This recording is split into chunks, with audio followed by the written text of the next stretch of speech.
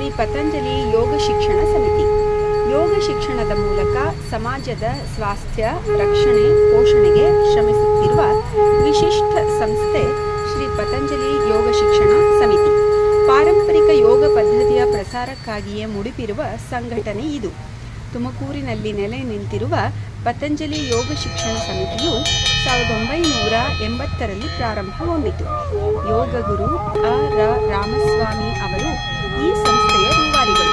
ಪುಟ್ಟ ಯೋಗ ತರಗತಿ ರೂಪದಲ್ಲಿ ಮೈದೆಳೆದ ಸಂಸ್ಥೆ ಅನಂತರ ಬೃಹದಾಕಾರವಾಗಿ ಮೈಚಾಚಿ ನಿಂತಿದ್ದು ಇತಿಹಾಸ.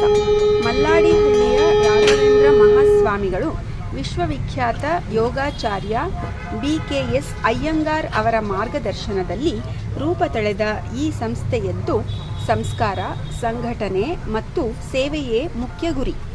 ಸರಿಸುಮಾರು 40 ವರ್ಷಗಳಿಂದಲೂ ಉಚಿತವಾಗಿ ಯೋಗ ಶಿಕ್ಷಣ ನೀಡುತ್ತಿರುವುದು ಸ್ಮರಣಾರ್ಹ.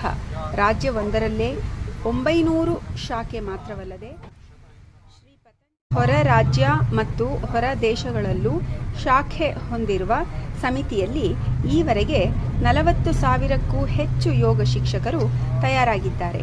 1 ಲಕ್ಷಕ್ಕೂ ಅಧಿಕ ಮಂದಿಗೆ ಯೋಗವನ್ನು ಕಲಿಸಿಕೊಡಲಾಗಿದ್ದು, ಆ ಮೂಲಕ ಯುವ ಜನತೆಯ ಮಾನಸಿಕ ದೈಹಿಕ ಆರೋಗ್ಯದ ಸುಸ್ಥಿರತೆಗೆ ಅಪೂರ್ವ ಕಾಣಿಕೆ ನೀಡಿರುವುದು ನಾಡಿಗೆ ನಾಡೇ ಹೆಮ್ಮೆ ಪಡುವ ವಿಷಯ.